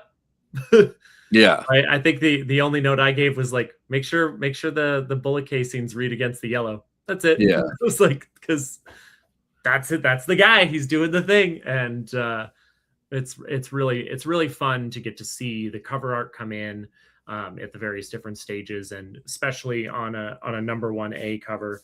I look at that. I look at what we have here for Bad Thoughts, or what we had for Bloodland #1, or any of those. It's always the conversation that I always have with editorial and everyone is this the image of the story that we are good with being the representation of this story for all time? Absolutely. Because 9 times out of 10, that #1A cover is what people are going to think of and what people are going to see when talking about this story forever. Well, on that note, I mean, 2 amazing series in the way of Tyler Rake as well as Bad Thoughts. You definitely want to, go to your local comic shop, pick up a copy of Tyler Rake, get that pre-order in while you're in there for Bad Thoughts. Maybe pick up Extraction if you missed it. But you mentioned Bloodland. I did mention Bloodland. I maybe planned that. Oh, it's on FOC. Let's talk Bloodland. We just had issue 3 drop this week in stores, and the issue 4 is going to be on FOC this Monday. All right, hold on. You got a copy of Bloodlands right there. What number copy of Bloodlands do you have there? What's your... Let's see here. Well, the little thing that everybody should know is all Ignition books, not the ash cans but the full ones, do have serial numbers. So it looks like this one right here is number 684. Now I do get 2 copies. So let's see what this one is. This number right here is 1634. All right. So that means you don't get, right next to each other. You get 2 completely different. Exactly. Numbers. Like these are coming off the line at the same time for my comps. You can see, Daniel Crary, Bloodland, Hater cover 2, quantity 2. So these came off the line together, but we randomize it on the line. It gets fed a spreadsheet that is completely randomized, which makes it great. So yeah, me as someone who works for the company here, I'll show you the Tula Lote B cover that came out this week, just to further prove. So, and while you're showing that, do me a favor, remind people, not only do you get the individualized unique number on the back of every cover, but what else do you get on the back of these things? You get a complete breakdown of who worked on the book. You know exactly who wrote it, who did the art, who did the lettering, coloring breakdown, all that. And you get a breakdown of what's happening in this issue and the series as a whole. So for Bloodland here, it reads, America is collapsing. Then there were the vampires. Then there are the vampires. Bloodland. U.S. President Andrew Cross is deep into an unconstitutional extended term, seized and shielded by executive orders, martial laws, and an alliance with a cabal of ancient European vampires known as the White Cell. The pursuit of power and blood has transformed the landscape into a battleground of embattled loyalists and colorful dissenting factions, including American Army veteran Heather Brooks, our lead there, a lone wolf on a warpath, and retired pro quarterback Son Cassidy's idealistic grassroots resistance. As their courses collide, the two leads will tilt the odds and change the shape of a cross-country struggle for the soul of a nation. Yeah, I love, that's a very valid point. The quality of paper, like everything about Ignition. I love the production you guys put together. Like, it's not only amazing stories, which really, let's be honest, that's the number one thing we want with comics is amazing stories.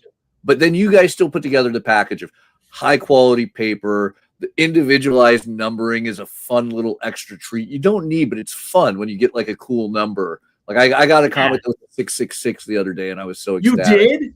Yeah. Oh, that's awesome. I've gotten a few low digits. I got a number 5 on one finally.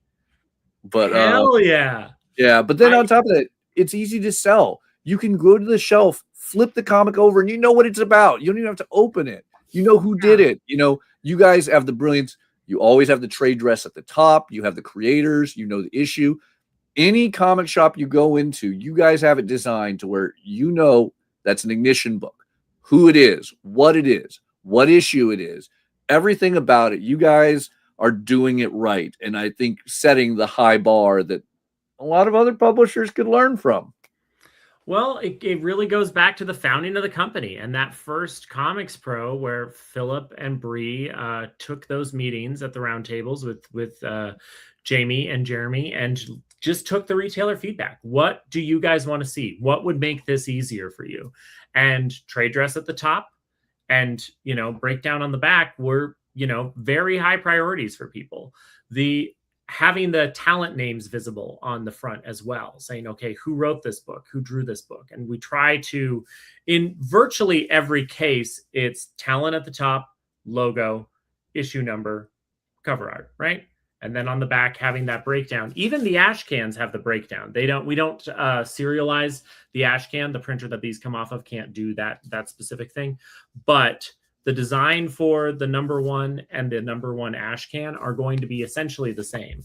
Standard image or standard Ignition images on the front, where the cover is the vast majority, the art is the vast majority of what you're going to see. And then on the back, you get that same breakdown and the design that's carried through so beautifully by Scott Newman. Like you get all the same information. The only difference between an ash can is obviously this is just a teaser of a full issue and is at a smaller trim size. But otherwise, the barcode's even in the same spot, which that's my other thing is you can always see who the cover artist is on anything right up front. We put it right by the barcode with the cover designation, so you know if it's an A or a B or a C or what have you. But yeah, the design, I'm glad you appreciate it, Mathias, and it's something that makes me very happy. But Bloodland is, yeah, go ahead. I will say, yeah, it's great. Like you guys listen not only to the retailers. I actually really remember very vividly December several years ago when Ignition was starting up. It was 10 minutes after we had capped this show. Philip called me and we did a Zoom meeting to talk about, Ignition and his plans and everything. And he took every note, and listened and, gave comments. But that's not just for retailers. It's fans. At San Diego Comic-Con, Bree over in the marketing department put together one of the most amazing events I've ever seen a comic publisher put together, with everything from a burlesque show to a bar to samples, exclusive covers at San Diego Comic-Con. And fans were able to come in and interact and talk with all parts of the company, from creators to administrative, and express their thoughts. And you guys listened. It was incredible. It's a really special thing to be a part of. I've worked at a couple other publishers in comics, but before my life in comics, I've worked a lot of places. I was looking back at old resumes. I think I've had 23 full-time jobs in my life. Like I have worked a lot of different places, sometimes only for 6 months, but I've worked a lot. And this is a really unique environment with a real sense of true collaboration. And I think that carries on to our creators. You know, the transparency and the accessibility is something that a lot of people talk about or pay lip service to, but leadership here, Jamie, Jeremy, and Philip have done a really good job of setting the example and setting the tone. There's no barriers. I needed to have a conversation with our CEO. This is a real story. About a week ago, Eric Gitter. And I just asked him to hold back from a call, and we had a really quick conversation. It had nothing really to do with work. And afterwards, I felt compelled to text Philip and go, just so you know, this is what I was talking to our CEO about. And he responded right away and goes, You're the director of sales. It's a good thing for you to talk to the CEO. I'm not threatened by any relationship you might have. You should talk to anyone you want in this company. And I thanks for telling me, but you don't ever owe me that. And it just really was a special moment to kind of remind me of like, oh, I'm safe here. I'm good. There's no corporate espionage or weird job stuff happening here. Sometimes people get precious about their maybe territory. in the comics, not out of them. Yes. And this is not to say that I've worked for a bunch of awful people. What I'm saying is sometimes people get weird, and sometimes people get precious over the thing, and sometimes people can wall themselves off interpersonally. And that's just not the spirit here. And it's been really refreshing to be a part of something that's that transparent and that open. I've made multiple requests now for covers where I'm like, I think this artist will sell at this convention or for this book in this capacity. And I've never gotten a, okay, cool, or too bad. The response I always get from editorial is, great, I sent them an email. We'll see if they're available. And that kind of empowerment as somebody trying to sell the books it's career changing stuff. Like I really like where I work.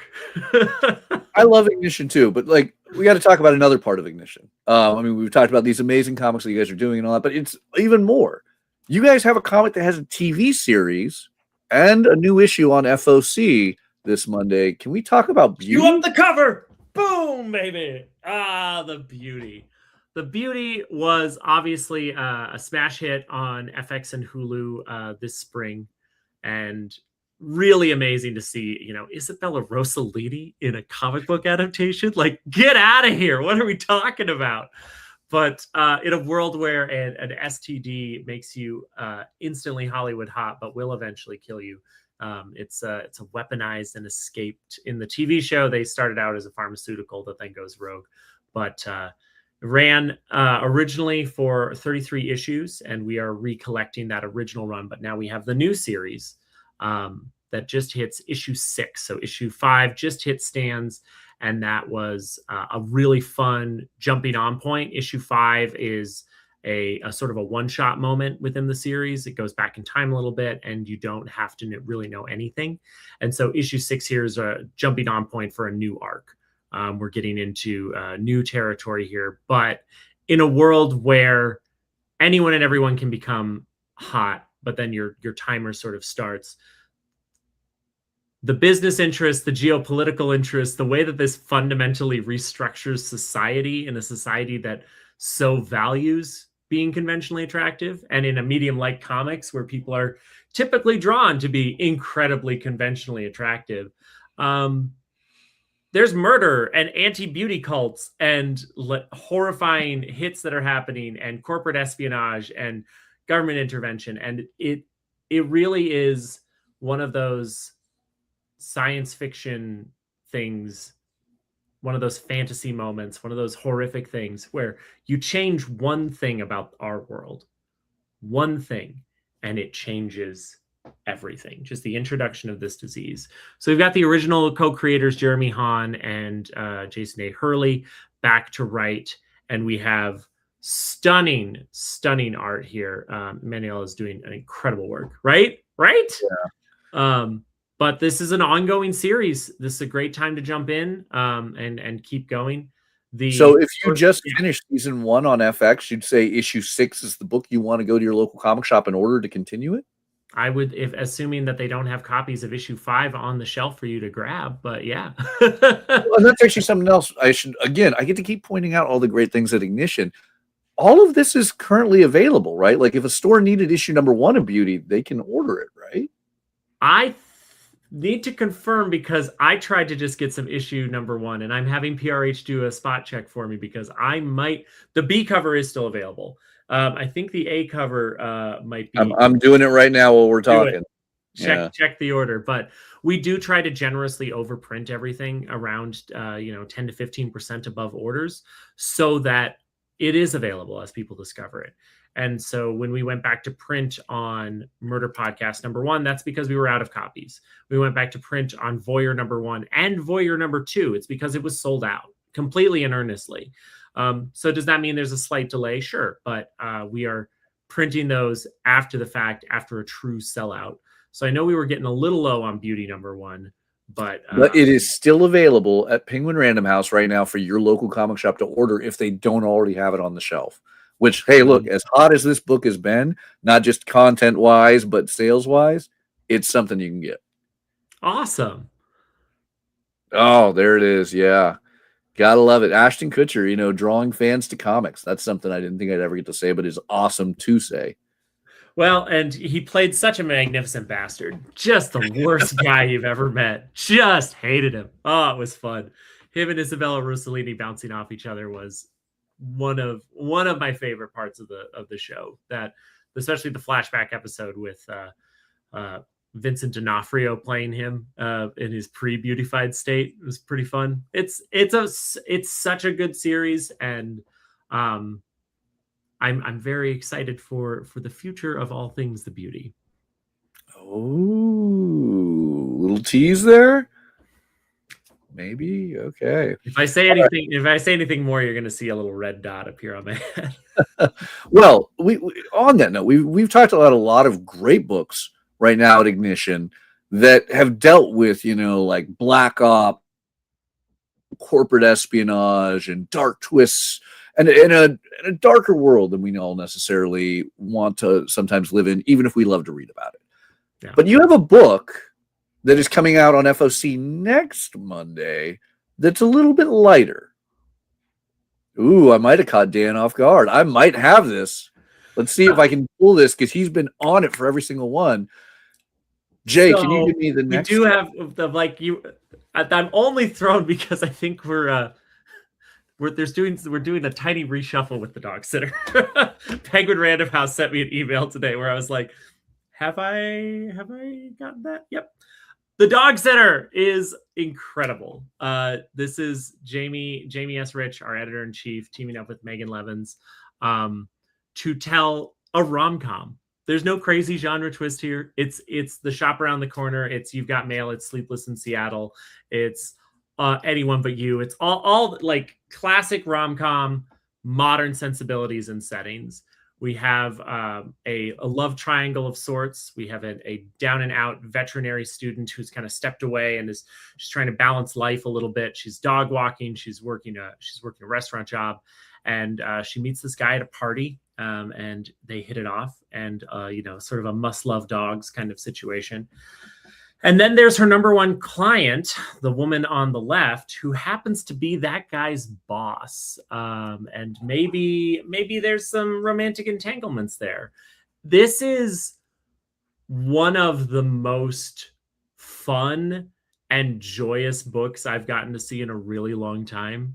At Ignition, we really do strive to represent all genres as best we can. Like, if there's something going on out there in the world, there's a genre book for it, right? There's oh god, I love that cover. That cover is 100% got on my pull the second I saw it. It feels like Disney concept art from the 60s, Mm-hmm. Like, if this feels like it could have been like, oh yeah, that was a scene that was cut from 101 Dalmatians, that's an Oliver and Company pull. God, I love that. I love that cover so much. But Jamie, is reuniting here with his Artemis and Ares I'm gonna just name Ares and Aphrodite. Ares and Aphrodite. Not to mention, I think weren't they together on Madame Frankenstein? Mm-hmm. Yeah, there you go. They've worked together a ton, and Jamie's been singing the praises and clanging the bell for romance books for 20 years, and really in the last 5, the rest of book publishing is romance and romantasy especially has just absolutely exploded, and comics are really catching up with where I think manga has been for a long time. They're recognizing that people want to read romance books. People love romance books. And so from our Love Ignited sort of genre twisted dark romance anthology earlier this year to now this. And plus we had the other half, which is definitely a romantic mystery. It's mostly a mystery, but it's got a very sweet romance running at the core of it. I love working at a place and getting to talk about books that have just that doesn't have to be giant robots, it doesn't have to be superheroes. I love those things. I've got the big ass Gundam omnibus on my floor right here. But I don't always get to see romance books. And it's so exciting to have folks who've done this very well for years back in the game showing up with new romance titles. Yeah, no, absolutely. I mean, we're in a very high theme of horror right now. If it's not going to be a big action beat 'em up of superheroes or kaiju, yeah, horror themed. Yes. And I love to see those breaks because as Jay and I were talking earlier, now and then you need that palate cleanser. And the palate cleanser doesn't always have to be an all ages fun, goofy one. Sometimes it's a good rom-com. And whether it's, Top Cow Sunstone or this one has me beyond belief excited. Dogsitter just looks like everything I want right now to break away from. I'm loving things like the beauty in Tyler Rake. I cannot wait for Bad Thoughts. And I don't need any more bad thoughts in my head, but damn, I need it in my hands. But this will be the fun palate cleanser that will just make me happy and have my chest full of love with a little bit of, furball fun of our favorite, four-legged friends. You see, this is exactly what I love about comics. There is a genre for everything. Maybe superheroes aren't your thing. Maybe it is these love stories, these slice of life stories. Maybe you're a horror fan. There's a comic for everyone. Step out of your comfort zone. Ignition Press, I've been saying this a lot lately. Ignition Press is definitely one of those companies people need to put on their radar. They're coming out with some great stuff. Yeah. Well, thank you for saying that. And I'm glad you noticed. I think that romance is not only like slept on as a genre, but it's something that most people experience. I don't know about you, but I've never been chased by an axe murderer. I've never had to, fight a Kryptonian. I've never had those situations, and I love experiencing those for that sake. But I really like romance because I've fallen in love. I've been in love many times, and I think it's very fun to get to see that little bit of human nature played out with the specific will they, won't they, and all the tropes. And it's but with enough of a modern sensibility and modern twist to defy those tropes that don't really necessarily speak to our modern cultural moment. You don't you might not see which way this one is going or the way that this thing ends. That's all I'll say. I love it. Is this one a mini series or is there a plan to run 5 issues? 5 issues, nice and easy. Yeah. All right, I love it. All right, so some great stuff as always coming up from Ignition. Not to mention a lot of great continuing series. But if people want to know more about Ignition or learn more of your incredible perspective on this amazing company, where can they find you and all the other great Ignition offerings? Well, you can always find us at ignitionpress.com, of course, and that's where you can sign up for our newsletter. That's where you can stay on board and know everything that's happening from Ignition. But we're very active on social, so please follow us on Instagram at Ignition Press or over on TikTok if that is your preferred. And if you want to see my general musings, it's mostly a lot of just me posting about comic books and local happenings and shenanigans that I'm up to. But I'm at Dan Crary on most platforms. It's always fun. I mean, I think I saw you as Batman recently. Yes, I did recently perform in a fundraiser dance competition, a sort of local Dancing with the Stars, and the woman who was my dance partner and choreographer were friends, and she goes, "Oh, well, since it's Dan, we're gonna do a Batman thing because he's Bat Dan exactly." We danced to the Bat Dance that Prince, from the original movie, because it was all Prince and Bowie music, so it was very fun. But give us a follow. Love it. Well, we have to dive into the various offerings Lunar Distribution is going to have for this Monday's FFC. Dan, do you want to join us for this, or do you have business you got to run off to? I will absolutely join you through the end of the hour. I'm just going to let this cat outside who will not stop screaming at me. Well, maybe that cat needs to find some love too. Honestly. Yeah, less the dog sitter, more the cat sitter. Let me let the cat out, and I will come right back. All right. Well, meanwhile, we're going to pop back over to Lunar Distribution. We had just talked about all the great Absolute Batman 20 covers, of which there were a bevy. But there is more to be said with Absolute Martian Manhunter and Action Comics. Speaking of great dog tales, if you can't wait for the dog sitter, there's Crypto, the dog that doesn't need to be sat. Lots of fun in facsimiles. One that I'm excited about. I've been loving the Archie one-shots we've been getting recently. So for the 85th anniversary of Archie, we're going to get a movie reference one. Look at that. Mandalorian, Gladiator, Titanic, all those references in there with 2 brand new stories by Jamie L. Rotante. I will screw up that name every chance I get, so I apologize, folks at Archie. But always fun. We just had a really great video game themed issue, and now we get a movie mania with some great covers. So always fun with Archie. Then more Archie fun with movie references and Archie X Army of Darkness over at Dynamite. And you know what? Sometimes you just need Betty to take the role of Bruce Campbell. But a lot of great ones. One I'm excited about. Last week we got to talk about Batman #9. This is the big war in Gotham as Mayor Poison Ivy and Commissioner Vandal Savage decide that the Bat family need to be no more in Gotham. It seems like they're going to catch, hasn't happened yet, but it seems like they're going to catch Barbara Gordon. And I say that because the new miniseries is Barbara Gordon Breakout. As our Batgirl, Barbara Gordon, has to break out of Gotham City Prison, Blackgate Prison. Mariko Tamaki, who is an award-winning, brilliant creator of comics, is going to be writing this tale. And I want to, I didn't know this was the thing I needed, but I want to see Batgirl break out of prison. I don't know why I agreed to stick around, because when I do, I just end up having to call my shop afterwards and add more things to my pull. So thanks for that one, Mathias. We're trading off, Mr. Oh, I need to go and get a new copy of the Extraction graphic novel that I already own. It was like, you know what? That one was from Oni, Mathias. You gotta get the Ignition one. That was your tactic. I see it. That is a fully in color for the first time, fresh design with I really do like the feel of the cover. I'll be honest. Yeah. All right. Other fun reprints of great crossovers between publishers.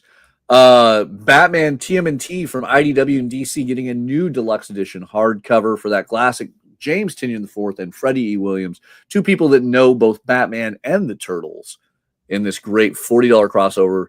I love that this is going to have the original James Tynion script and character designs and pencils from Freddie Williams. So you're getting behind the scenes bonus features from both ends of the creative end. That'll be a fun one.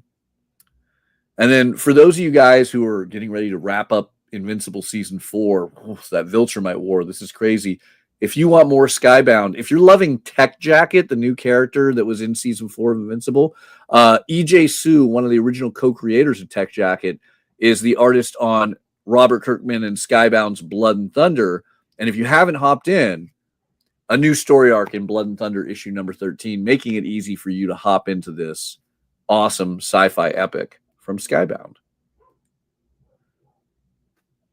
We're going to have a lot of different entry points on that. And then, if you're a fan of games, I'm sure many of you have played Dragon Arrow. a combination I would have never foreseen coming. Conan and Dragonero are teaming up for a 7-issue miniseries. Just things I love that we're in a world that I'm surprised by the comics that are coming out every week. Not a mashup not a crossover that I would have expected, but you know what? I think it'll work. Yeah, this will be fun. So yeah, exciting. Anarch Press is giving us some delightful cryptids in a new superhero team. But you know what? I'm kind of all in for Vigilante Mothman. Cryptid Core. God damn it, that's a good title. Yeah. An elite government unit of extra-dimensional beings. Just seems fun. The Justice League or Avengers of cryptids. I really, really like that as a concept. That's very fun. Son of a gun, I'm in. Yeah. Yep. So another one I'm excited on. We're getting Joe Palmer, one of the great English, comic creators, to do Destination Kill, a new 4-issue miniseries from Oni. I like this idea. It's set in the 22nd century as corporations rule everything, and we're building these giant super, I don't even know what you would call like those. It's not a bullet train, but a train that can get from London to New York City across the Atlantic Ocean in under an hour.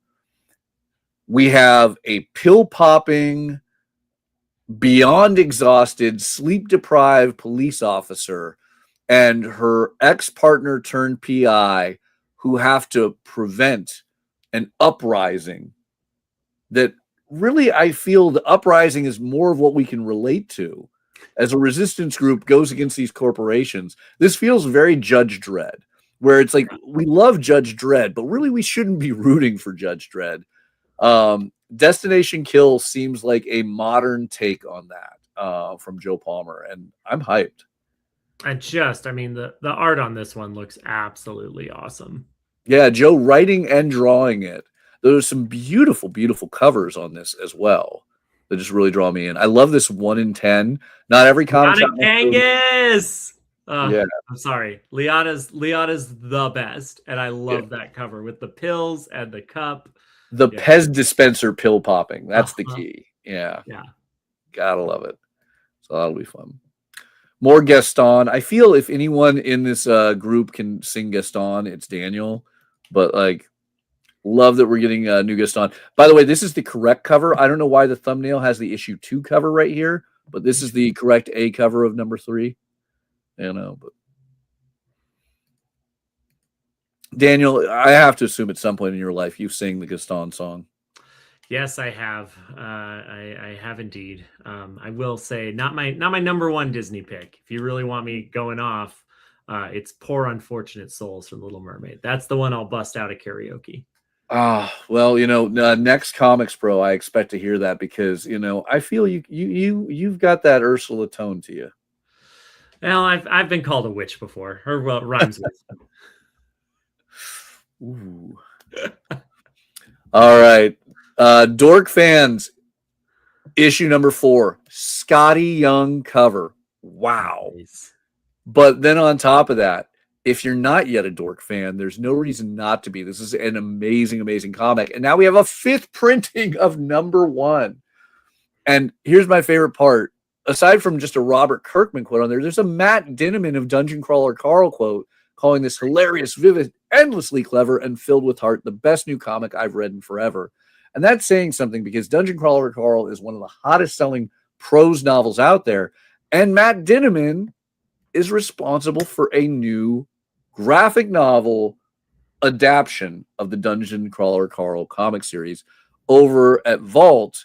And I want to point out David Desoniak over at Vault did want to make sure I say hi to you, Dan. Well, hi, David. Yeah. So Dave is currently on a extended vacation with his fiance. But, when I told him we were talking this up, and you were going to be on there, well, make sure you say hi to Dan for me. Well, I appreciate it. You can say hi right back. But also, I love this Yoshi Yoshitani cover. It is amazing. Exclusive to the direct market. And it spotlights the true hero of Dungeon Crawler Carl. Not Carl, but Princess Donut. Yeah. It's truly a phenomenon, and everything that Vault is doing with Dungeon Crawler Carl just was absolutely awesome. Yeah. I am beyond excited because, well, look, we've got the audiobooks that are phenomenal and the prose novels that are amazing. I am at my heart a fan of sequential artwork, and I cannot wait to take a look at this. Laurel Pursuit did this amazing cover. This is the regular edition. I like the direct market a little bit more, but I am super excited because I do love this cover here. And knowing that Laurel Pursuit has all of the interior artwork, count me in. Count me in. So that one is going to be a big one. A lot of great continuing, a lot of amazing trades. Dust to Dust finally getting its trade paperback out. Escape from Rick Remender. Just to answer that audience question, this is a clean jumping on point. You don't need to know anything. That is an adaptation of the novel itself. So you're starting from page 1, just like everybody else for that story. Yep. Book 1, best beginning. You are not going to miss. We'll see if I'm curious. I hope that Vault can do it. I would love if we get a graphic novel for each of the novels. Who knows what the deal is structured like? Who knows what's approved? But I have a feeling, given how excited retailers are about it and how huge Dungeon Crawler Carl is, and with the new TV show adaptation news, I highly doubt this is the last that we see of Dungeon Crawler Carl from the good folks over at Vault. Yeah. This is an exciting one for me. I'm a huge Flash Gordon fan, going back to the early, comic strips on Mongo. But we're getting Mad Cave, who's been doing a great ongoing series, to finally collect for the first time ever the Mark Schultz and Al Williamson Flash Gordon. And well, I was instantly like, wait, why are we not using Al Williamson's art as the cover? Because man, Chris Weston knocked this so clear out of the park, it might have been out of the county. But everything about this one is good. If you're a Flash Gordon fan or you want to be a Flash Gordon fan, this is the trade to pick up to become that. All sorts of fun. We have Fireborn. If you missed out on it, or you just want a foil version of that absolute Batman homage, Kurt Pierce and Franklin Jonas, as Kyle would say if he were here, our bonus Jonas, is back in print. I mean, it's crazy to think that it is sold out 3 days into release, but deservedly, because this is going to be a fun new one. Yeah. Jeff Lemire's Fury of Firestorm continuing on. Sam Humphries, when we talk about Prince, there is no one I can think of better than, Sam Humphries to have dressed up as Prince at a convention. Oh, yeah. That Long Beach Comic-Con, or not Long Beach Comic-Con, that WonderCon in Anaheim will forever stay scarred in my head of Sam Humphries doing the best Prince cosplay ever. And now Sam Humphries writing one of my favorite 1980s animes, G-Force, aka Gotcha Man. Yeah, I never thought we'd see Gotcha Man again. That's so cool. And then you have that classic animation style cover there too. Because I'm wearing the shirt, got to give a shout out to Ghost Machine. Geiger kicking butt as we continue the Northerner story in Geiger. This is the big epic conclusion of our time traveling protagonist alongside the radioactive force of nature that is Geiger. Yeah. I had a great time at San Diego last year talking to the folks over at Ghost Machine. Shout out to Danny and Rebecca. Danny, I know you're probably watching. You sometimes do. So keep up the great work. Loving Geiger. This is another. We don't talk enough about trades on this show often because generally you guys know where it is at that point. But this is one I have to. A book that really went under the radar. Actually, I shouldn't say it went under the radar. It's not in enough hands. We'll say it that way. Anthony Bourdain and Ali Garza put together an incredible graphic novel of travel and cooking and history, something Anthony Bourdain did pretty decently, called Get Jiro. And it is a Japanese sushi graphic novel that talks about Japanese fables and mythology. It was an original graphic novel that came out during the pandemic, and I think just because of that, it didn't get in enough hands. I feel Dan is writing down the order right now for this. I am literally typing down the lunar number. Yeah. Get Jiro is finally going to be back in print with a soft cover edition. Yes, it is that Anthony Bourdain.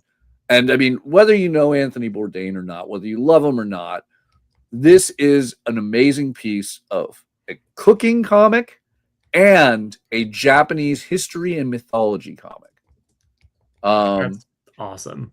And then the cool thing is this trade paperback actually has additions, more than just the traditional Gejiro edition. You're also going to get the Blood and Sushi preview or prequel and a new cover and never before seen art, which I guess you're seeing it right now. So absolutely amazing right there. But beautiful, beautiful piece by Langdon Foss.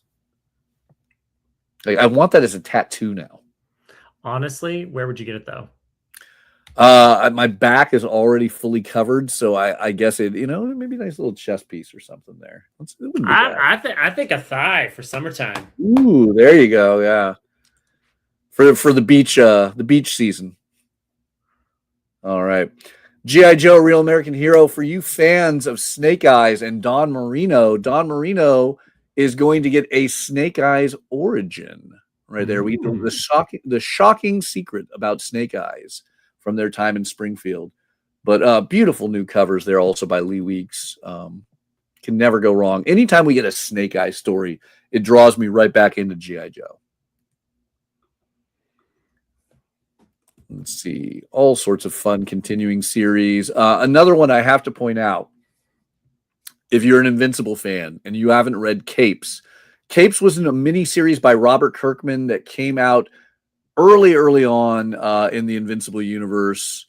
If you have not read it, they have readapted it with new additions and edits, remastering the original Cape story to fit in more with the Invincible universe.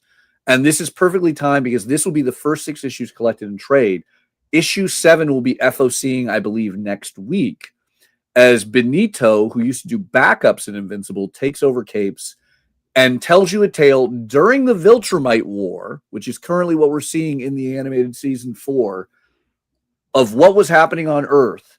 Well, the Guardians of the Globe were off battling while the Viltrumites were in the Viltrumite War. Capes gives us more tales set in the Invincible universe, introduces a new character from the video game as Robert Kirkman continues to write with backups and Benito writes in the main. This is going to be the closest we're getting to new Invincible. So that's pretty cool. Catch up on the first 6 issues and then dive in. We'll talk more about that next week when issue 7 FOCs. And if you like more Benito, speaking of those backups that I just mentioned that were in Walking Dead and Invincible, Benito did Hector Plasm, a very John Constantine-X comedic character in the backups of Invincible. I want to say starting around issue number 9. And now you can get more Hector Plasm in the trade paperback there. We're talking a lot of trades this week. It's not my normal thing, but I think you started something with that Extraction. I mean, a good trade can get you into a series or a creator or a genre that you never thought you'd give a chance before. I love a trade. Absolutely. Some great facsimiles this week. We already passed up the final part of Alan Moore's Whatever Happened to the Man of Tomorrow. We get the first appearance of Dinah Lance, Black Canary in Justice League 75. Retconned first appearance, but still great Black Canary issue. Some wonderful Lenore. Always love Roman Dirge.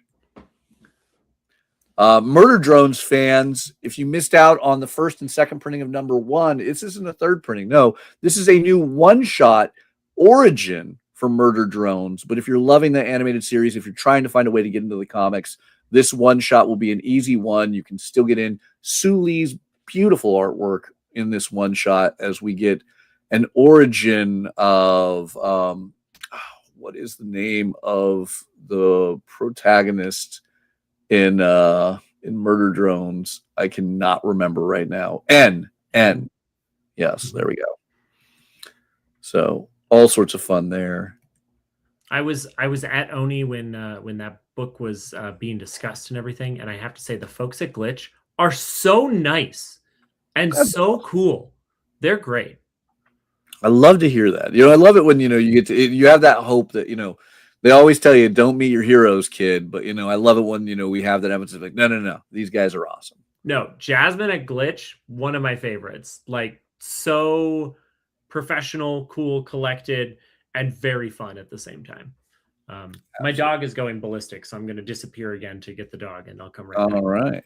Well, the nice thing is we're dealing with a lot of great continuing series. A lot of you guys know there is an incredible new Tank Girl slipcase edition that is the mother load. It is going to have all of that Titan era Tank Girl collected, Alan Martin's classic writing, but the incredible, brilliant new art like from people like Ashley Wood and Jim Mahfood that I adore.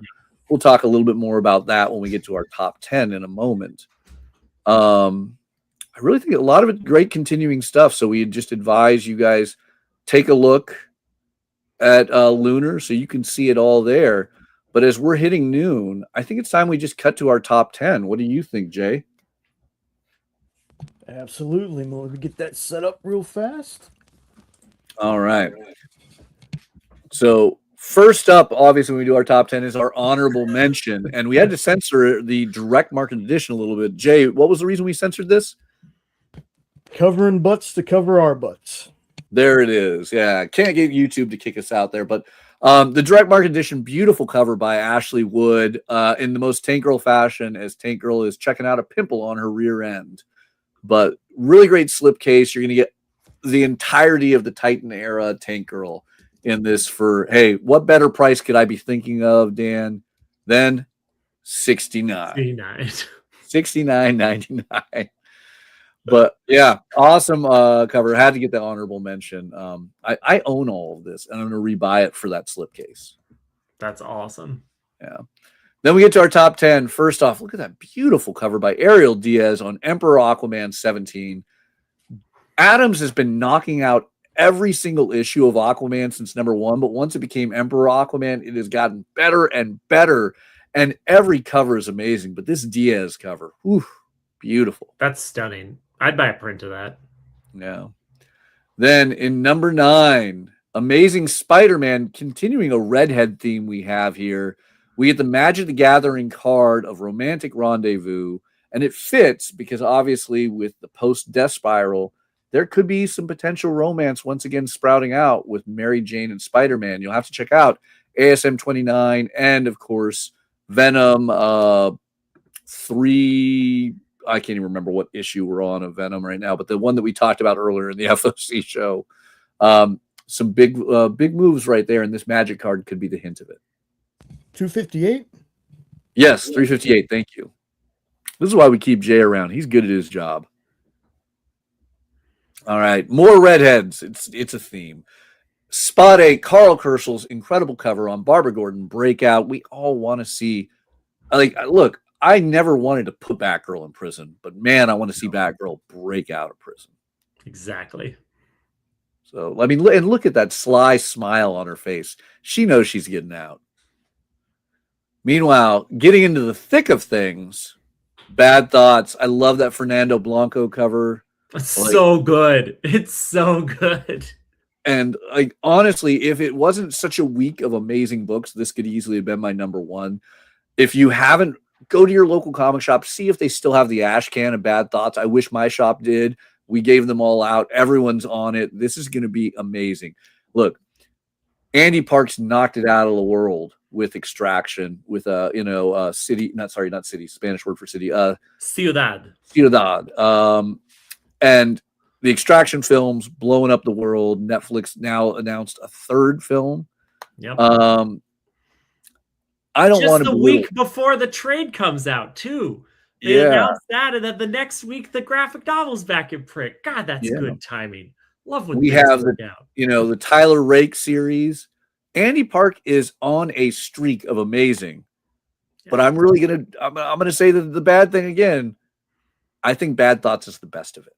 This is the one I am most excited about.